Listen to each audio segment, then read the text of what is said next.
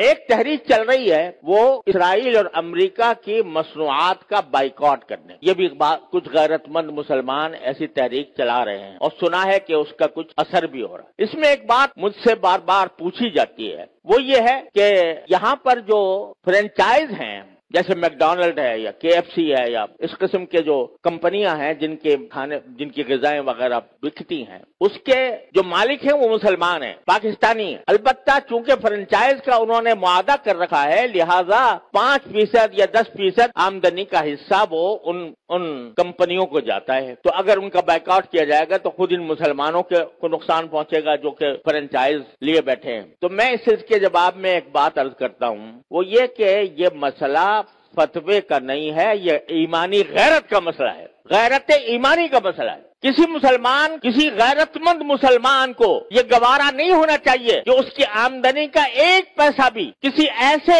شخص کو پہنچے جو اسرائیل کو مدد دے رہا ہے۔ یہ انسان کی ایمانی غیرت کا تقاضا ہے۔ یہ کہنا کہ بھئی 5% جاتا ہے، اب 95% تو ہم کھاتے ہیں۔ ارے بھائی 95% آپ کھا چکے، بہت الحمدللہ، کافی آپ نے نفع بنا لیا۔ اب آپ یہ تو کر سکتے ہو کہ اس فرنچائز کو ختم کر کے اپنا کاروبار شروع کر دو۔ اگر اس کو ختم کر کے اپنا کاروبار شروع کرو گے تو ذرا تھوڑا سا پتہ تو چلے گا ان کو کہ یہ جو ہم دنیا بھر کے اندر ہم اپنی مصنوعات چلا رہے ہیں، دنیا بھر میں ہمارا سکہ چل رہا ہے، اس کا کچھ اثر تو ہوگا۔ یہ کہنا کہ 5% جا رہا ہے ان کو اور ہم نے 5% جا کے کیا اس میں کیا فرق پڑے گا؟ آپ ذرا یہ سوچو کہ اگر کوئی میری آمدنی کا 50% نہیں 1% کسی ایسے شخص کو پہنچ رہا ہو جو میرے باپ کے قتل کی سازش کر رہا ہے، گوارا کرو گے کہ میری آمدنی کا 1% ایسے شخص کو دیا جا رہا ہے جو میرے باپ کے قتل کی سازش کر رہا ہے یا میرے قتل کی سازش کر رہا ہے؟ تو یہاں اس کو 1% اور 2% اور 5% سے ناپو گے۔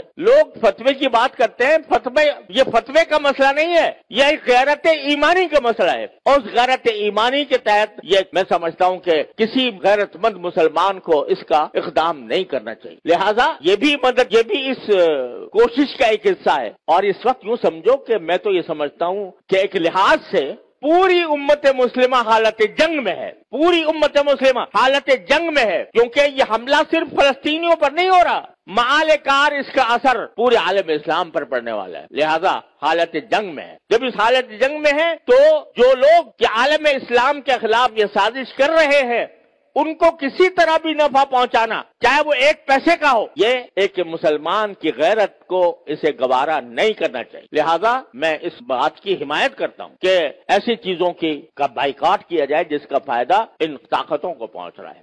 تو اپنی سی کوشش کرو، اللہ تعالیٰ سے دعا جاری رکھو، کوئی وقت خالی نہ جائے جس میں اللہ تعالیٰ سے نہ مانگا جا رہا ہو، اور پھر اللہ کے فیصلے پر راضی رہو۔ پھر جو اللہ کا فیصلہ ہے وہی برحق ہے، وہ ہماری خواہش کے مطابق ہو تو برحق ہے، ہماری خواہش کے خلاف ہو تو برحق ہے۔ تو بس یہ ہے پریشانی کا علاج۔ اللہ تبارک و تعالیٰ اپنے فضل و کرم سے ہم سب کو اس پر عمل کی توفیق عطا فرمائے۔ وآخر دعوانا الحمدللہ رب العالمین۔